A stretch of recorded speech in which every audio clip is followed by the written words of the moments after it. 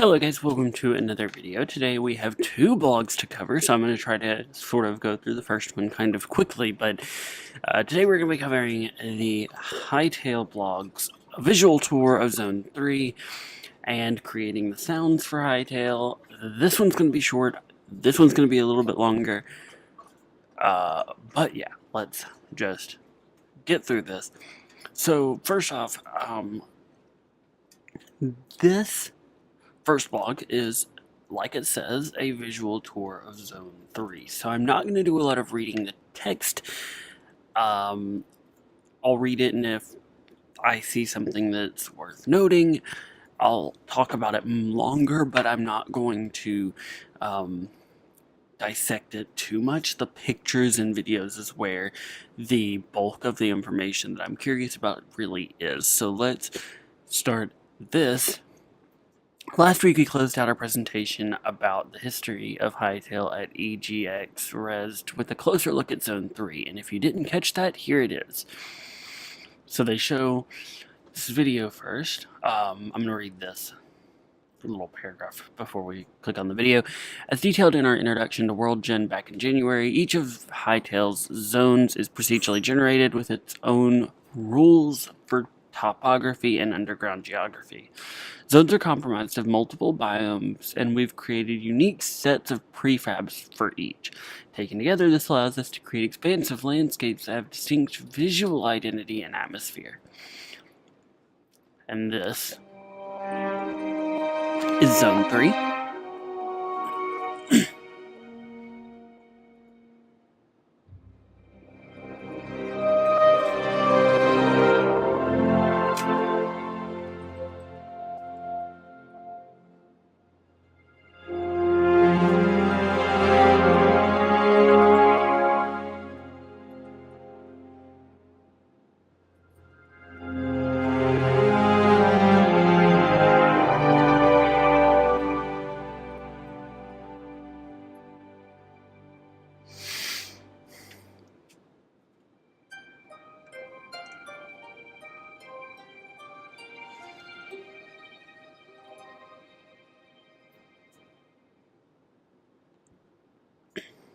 So yeah, simple, but I like it. I like the way Zone 3 looks. It looks very much like the snow biomes part of Minecraft's world, but the crazy thing is that that's the only biome that's going to have that look. Every biome looks completely different. If you look in even some of the pictures where you can see what biome it is, you can really see that each biome is quite different. And I'm excited for that. I think that's going to be really cool. At launch, each zone will have a name. You may have caught a glimpse of a few of them in some of the materials we've put out already. These names aren't final, which is why we're referring to zones by their numbers and over the last couple of months. We'll let you know when the finalized names are ready to be revealed, and bear in mind that, as ever, all of the screenshots and video clips below depict work in progress content and aren't representative of the final game. This is fair enough. Of course, it's not going to be representative of the final game. But it's good that they mention it. Sorry if you hear a dog whining in the background. She's scratching her ear, and it's causing her to whine because it's itching but hurting. Dog.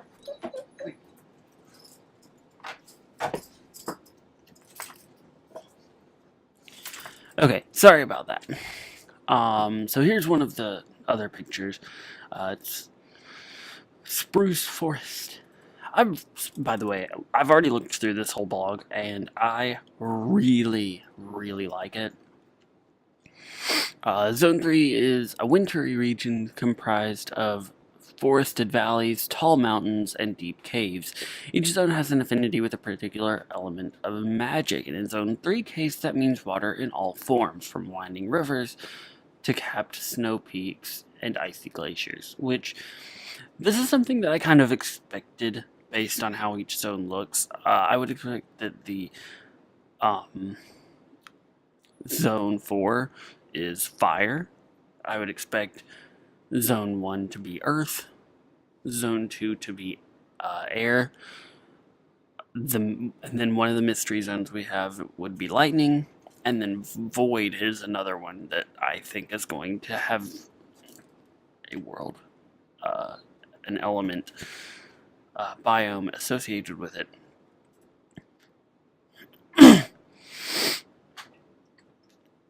Well, nice picture. Looks very nice, and it's also interesting how they're using the color RGB color thing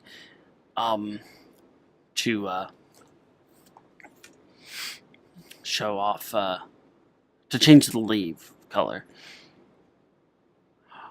The wildlife you'll encounter in Zone 3 differs from that which you'll find elsewhere. This shot shows a bird, why did I call it a bud? A bird, a woodpecker, with more to encounter as you explore, from wolves to bears and rams. Here's a ram. In this case, just minding its own business. The last time you saw one of these, it was being ridden into battle. Yes, so this is the tamed, I guess, version of a ram.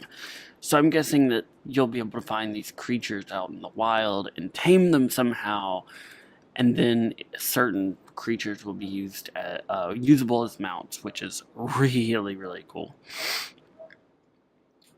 Dig through the snow and ice and you'll find winding cave systems illuminated by bioluminescent mushrooms. Yes, these caves look really cool. But it does make me think that the game will not rely on like light levels to determine if something should spawn. Rather, it will probably use some other algorithm to determine what should spawn where. I don't know. We'll see. Dig through the snow and ice and you'll find caves. We already read that. Mine entrance prefabs like this one are found throughout the world. And this example from Zone 3 is bigger than most and provides access to pre-existing underground structure. Handy if you don't have a fancy digging tunnel the hard way. If you don't fancy digging a tunnel the hard way. Well, that's really cool.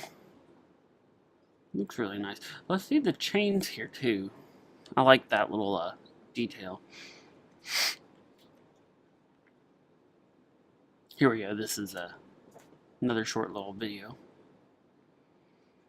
This is an example of how multiple mine shafts can be dynamically combined to create a unique underground environment. It spawns multiple prefabs that flow effortlessly because each prefab node ends in a staircase or a ladder. Explains World Team Developer Braxter. The next prefab will continue the staircase, making it have that rad flows Making it have that rad flow was the most important thing for me to get right. Which I think is really cool, and that means that there will be a lot less random, mistakes happening, but I think it's really cool. This is the same process used to generate dungeons. In this example, you can see the rock and snow of a procedurally generated cave leading into the prefab of a dungeon counter, including a skeletal defender. Back on the surface, time of day and weather changes dramatically alter how the landscape looks and feels. Here, the sun is setting, introducing a burst of orange and pink to Zone 3's palette of blues, grays, and browns. Which, again, I think is really cool that the sun setting actually changes the mood and feel of the atmosphere. Or, it being daytime will feel different from midnight. Because that's just realistic. Rendering and lighting effects are enormously useful for creating atmosphere. Zone 3 is an area of natural beauty that's played host to some of the darkest moments in Orbis's history. There's a somber sense to the region, even when you're surrounded by nature. Yeah, that's kind of the mood that I've gotten from Zone 3, is sort of peaceful, but also sort of peaceful as in there was a lot of bad things happening here, and now they're not happening as much, kind of peaceful than anything else. Interesting that the Outlanders play a part in this, because we don't know much about them. Central to that history are the Outlanders, who call Zone 3 their home. We'll be revealing more about this breakaway human faction in the future, but in the meantime, here's another example about how HYTALE's prefab system generates camps and forts based on designs laid out by our concept artist. By the way, these Outlanders, I think, are going to be very important to the story of HYTALE, but we'll see. Here's another example of it. One of the sort of, like they said, fort. Outlander camps are imposing and bristle with defensive features like high walls and watchtowers, but who are they trying to keep at bay? You'll have a chance to uncover that answer for yourself as you explore. That is really cool. They're really putting a lot of emphasis into the story, which I think is an important decision to make. I don't think that it's a good idea to have a game like this that has such potential and not embrace the story. Like, the story looked so great. Sturdy thatched buildings with communal fire pits provide different perspective on life in Zone 3. It's not all ice and danger out there in the wild. Okay, so this was talking about this.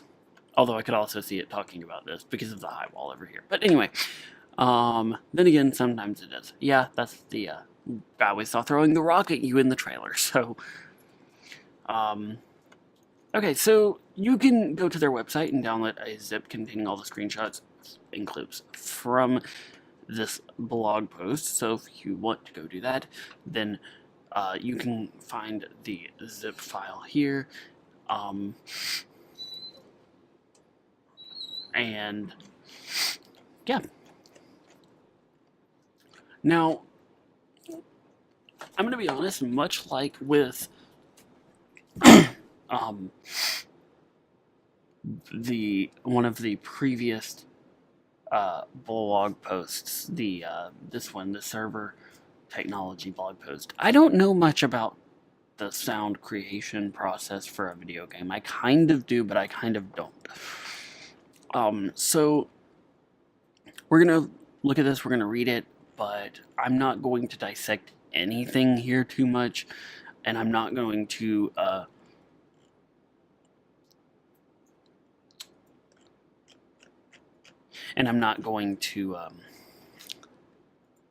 look too hard into anything that's here. So, okay, so let's go. In this blog post, we're going to show you how HYTALE SFX designer Kieran Fitzpatrick goes about creating sound effects for the game. In order to demonstrate this process, we're going to take a closer look at one of the denizens of Zone 1, the swamp-dwelling Fenstalker. Okay, so we know its name now. It's not a naga, like I predicted, but it does still remind me of a naga-esque thing.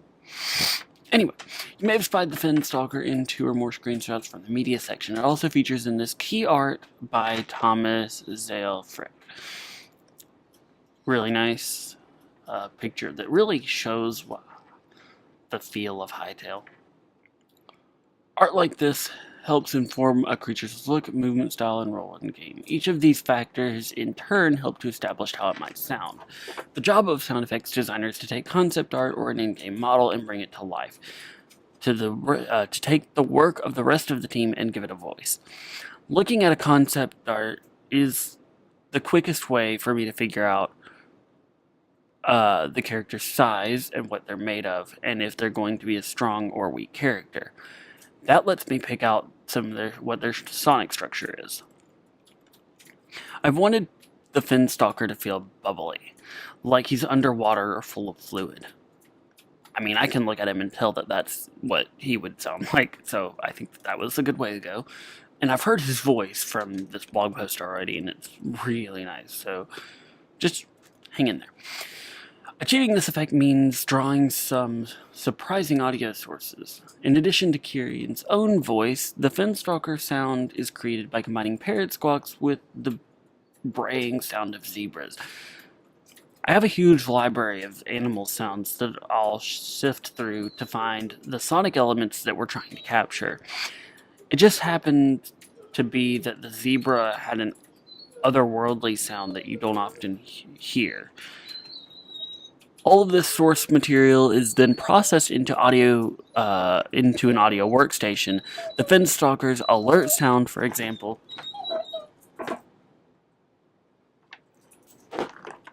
is comprised of 8 different clips.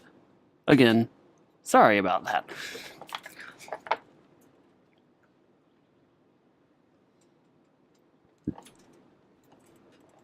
Sorry.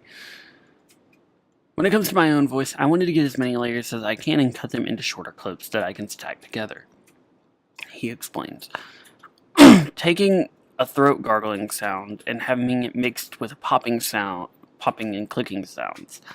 Another trick I use is morphing, which I'll take the waveform of an audio track, popping or clicking for example, and use that waveform to shape another one, such as a parrot squawk.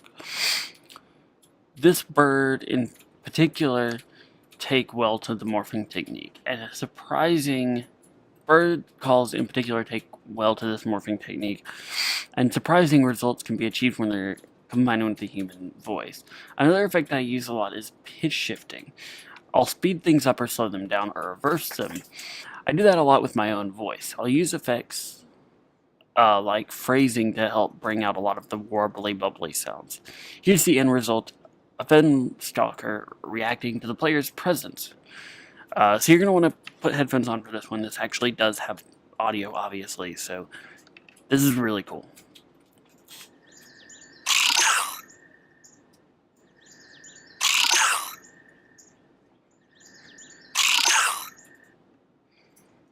Sounds pretty much exactly how I could imagine it would, and sounds really good. This is a sound you might hear if you explore, as you explore Zone 1. A cue or to flee or get ready to fight. For each animation, I do several variants. We're not always hearing the same sounds. I'll take this source material and process it in different ways while trying to be consistent across all the sounds that are required. When the sonic profile of the creature has been pinned down, more sound effects are created to accompany other events or animations. Here's what you might hear if you take down a Finstalker in combat. I'm not going to play that one 3 times in a row. You can rewatch that clip for yourself if you want to. When creating sounds for Hytale's creatures, it's vital that they achieve the overall look and feel of the game. When we showed the creation of Zone 1 Swamp key art earlier this year, Zale described how Hytale's art style strives for a balance of the cute and scary elements. Sound effect design follows the same principle. A daily challenge for me is trying to make creatures that need to be menacing come off that way without going full horror game, while trying to also make what needs to be cute without going full cartoon. It's all about maintaining consistency across the world, not looking at a character and figuring out what they sound like in isolation, but figuring out how they sound in Hytale, looking how far I can take a creature while ensuring it still sounds like it lives on Orbis. Here's an example of a cuter creature, a chicken running around in its pen. The sound was created using examples of real chickens combined with sounds of clothes being flapped in front of a microphone to provide the impressions of ruffling feathers.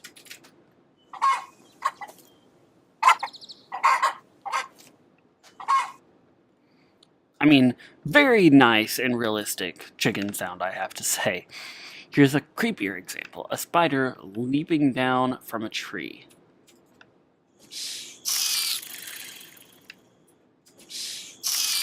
Spiders in this game are going to be even more horrifying than spiders in Minecraft, and if that doesn't scare you, I don't know what will.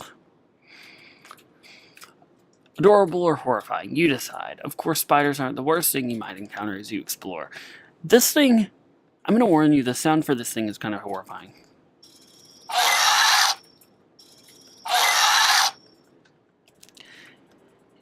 Very, very loud. Here's the alert call for a crawler. Bear in mind that all game assets in this post represent work in progress, and details may change as we work in the game. Arriving at the right sound for a creature is made easier by HYTALE's in-game tools. While playing, you can swap audio without having to quit the game. You can change the audio file, alter the volume, or pitch loop sounds and limit the amount of times they can play. There's a lot of features I'm using all of the time when implementing a new sound. It's really easy to test what I'm working on to figure out how it feels while playing the game. How it feels to listen while I'm playing the game.